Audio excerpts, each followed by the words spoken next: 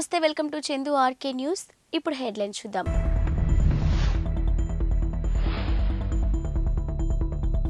Vizag beach కు కొట్టుకు వచ్చిన భారీ పాము కళేబరం.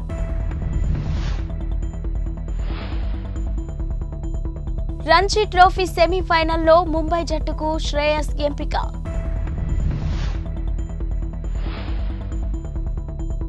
11,062 పోస్టులతో రేపు Telangana mega DSC notification. Details చూస్తే వైజాగ్ తీరానికి మంగళవారం ఓ భారీ పాము కళేబరం కొట్టుకొచ్చింది. నగర పరిధిలోని సాగర్ నగర్ బీచ్ దగ్గరలో ఈ కళేబరం కనిపించింది. సముద్రంలో అరుదుగా కనిపించే ఈ పామును నల్లపాముగా వ్యవహరిస్తారని మత్స్యశాఖ అధికారులు తెలిపారు. మత్స్యకారుల వలలకు చిక్కిన పామును తిరిగి సముద్రంలో విడిచిపెట్టే క్రమంలో ఇది చనిపోయి ఉంటుందని చెప్పారు. వలలో చిక్కుకోవడంతో భయాందోళనకు గురై ఈ పాములు చనిపోతాయని వివరించారు. ఈ భారీ పాము కళేబరాన్ని చూసేందుకు చుట్టుపక్కల వారు గుడ్లవానిపాలెం అమ్మవార్ల ఆలయాల తీరానికి పెద్ద సంఖ్యలో చేరుకున్నారు. ఫోటోలు తీసి సోషల్ మీడియాలో పోస్ట్ చేయడంతో అవి కాస్త వైరల్గా మారాయి. ఇండియన్ ప్రీమియర్ లీగ్ ఐపీఎల్ పై ఆసక్తితో దేశవాళీ మ్యాచ్ల విషయంలో నిర్లక్ష్యం వహిస్తున్నారని బీసీసీఐ భావిస్తుంది. జాతీయ జట్టులో లేనప్పుడు దేశవాళీ క్రికెట్ ఆడాలని గతంలోనే సూచించింది.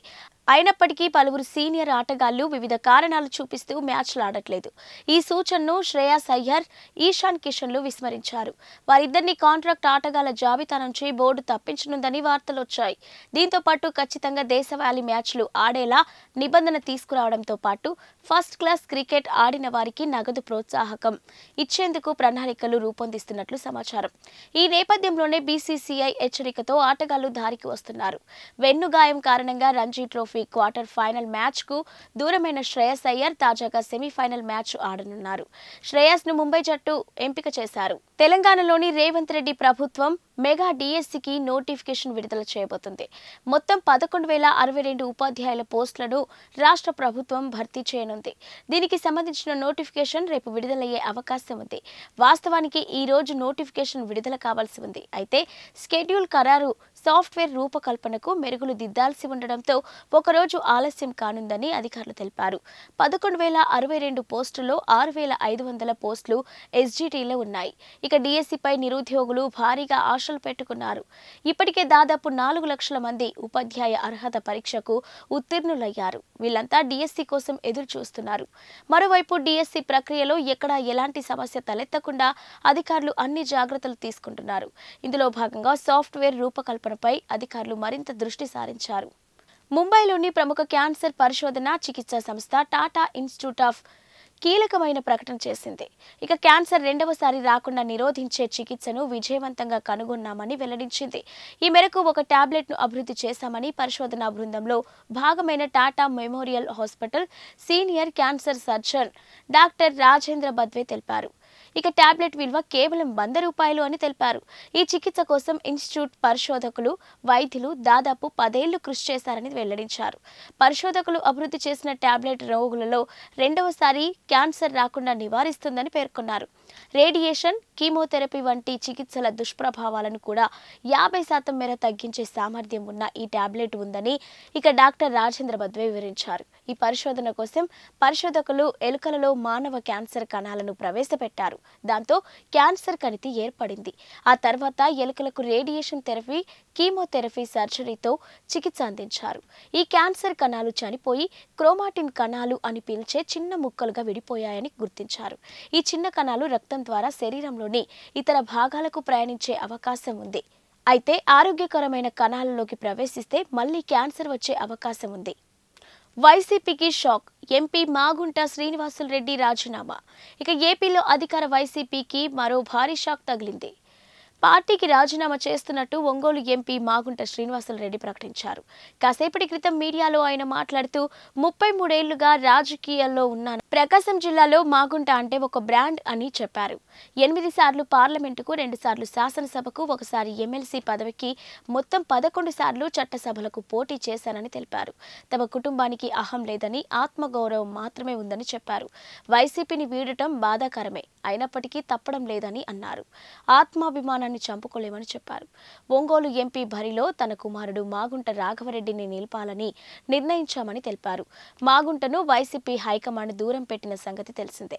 ఇక ఒంగోలు పార్లమెంటు స్థానం నుంచి అభ్యర్థిగా చెవిరెడ్డి భాస్కర్ రెడ్డిని జగన్ ప్రకటించారు. ఈ పరిణామాల నేపథ్యంలోనే మాగుంట తీవ్ర అసంతృప్తితో ఉన్నారు. పార్టీకి రాజీనామా చేస్తున్నట్టు ప్రకటించారు. మార్చి మొదటి వారంలో ఆయన టీడీపీలో చేరనున్నట్టు సమాచారం. అభివృద్ధి పనుల కోసం ఏర్పాటు చేసిన శిలా ఫలకాన్ని వైసీపీ సర్పంచ్ ధ్వంసం చేసిన ఘటన ప్రకాశం జిల్లాలోని పెద్దరావీడు మండలంలో జరిగింది. మండలంలో ఉన్న చట్లమిట్ల, రేగూను మానుపల్లి గ్రామాల సచివాలయం ఆర్బీకేలను రేగూను మానుపల్లిలో నిర్మించారు. అయితే అక్కడ ఏర్పాటు చేసిన శిలా ఫలకాలపై రేగూను మానుపల్లి సర్పంచ్ పాలగిరి వెంకట రామాంజనేయరెడ్డి పేరును వేయలేదు అని, దీనిపై రామాంజనేయరెడ్డి తీవ్ర ఆగ్రహానికి గురయ్యారు. ఇక వైసీపీలో ఉన్న ఓ వర్గం నాయకులకు అధికారులు తలొగ్గి తన పేరును రాయలేదని మండిపడ్డారు నాయకులు. ఇక నాయకులు అధికారుల పేర్లను రాసి సర్పంచ్ల సంఘం అధ్యక్షుడిగా ఉన్న తన పేరును రాయలేదని విమర్శించారు. సుత్తితో శిలాఫలకాన్ని ధ్వంసం చేశారు. తనను గౌరవించకపోవడంతో బాధతో ఈ పని చేశానని చెప్పారు. రాజ్యసభ ఎన్నికల్లో భాగంగా హిమాచల్ ప్రదేశ్లో 6 కాంగ్రెస్ ఎమ్మెల్యేలు బీజేపీ అభ్యర్థికి అనుకూలంగా ఓటు వేసిన కొన్ని గంటల అనంతరం అనూహ్య రాజకీయ పరిణామం చోటు చేసుకుంది. రాష్ట్రంలో రాజకీయ సంక్షోభం దిశగా అడుగులు పడుతున్నాయి. జైరాం ఠాకూర్ నేతృత్వంలోని బీజేపీ లెజిస్లేచర్ పార్టీ నేతలు రాష్ట్ర గవర్నర్ శివప్రతాప్ శుక్లాను ఉదయం కలిశారు. బడ్జెట్ ఆమోదం కోసం అసెంబ్లీలో ఓటింగ్ నిర్వహించాలని గవర్నర్ను కోరారు. ఇక బడ్జెట్ సమావేశాలు ఆరంభానికి ముందు ఈ పరిణామం చోటు చేసుకుంది. బడ్జెట్ను ఆమోదింపజేసుకునే బలాన్ని కాంగ్రెస్ పార్టీ కోల్పోయిందని జైరాం ఠాకూర్ అన్నారు. ఇక గవర్నర్తో సమావేశం అనంతరం ఆయన మీడియాతో మాట్లాడారు. బీజేపీ ఎమ్మెల్యేలను స్పీకర్ సస్పెండ్ చేస్తారేమోనని అనుమానంగా ఉందని జైరాం ఠాకూర్ పేర్కొన్నారు. ఏపీ అసెంబ్లీ లోక్సభ ఎన్నికల్లో పోటీ చేయనున్న అభ్యర్థుల ఎంపికపై ఏపీసీసీ దృష్టి పెట్టింది. ఇప్పటికే అధికార వైఎస్ఆర్సీపీ ఆయా నియోజకవర్గాల సమన్వయకర్తలను నియమించగా, విపక్ష టీడీపీ జనసేన కూటమి కొన్ని నియోజకవర్గాలకు అభ్యర్థులను ప్రకటించడంతో వీలైనంత త్వరగా అభ్యర్థులను ఖరారు చేయాలని కాంగ్రెస్ యోచిస్తుంది. రాష్ట్ర వ్యాప్తంగా కాంగ్రెస్ టికెట్ల కోసం వచ్చిన దరఖాస్తులను పరిశీలించేందుకు హస్తం పార్టీ సిద్ధమైంది. ఈ మేరకు ఏపీసీసీ అధ్యక్షురాలు వైఎస్ షర్మిల నేడు రేపు భేటీలు నిర్వహించనున్నారు. ఇక విజయవాడలోని ఆంధ్రరత్న భవన్లో దరఖాస్తుదారులతో సంప్రదింపులు జరపనున్నారు.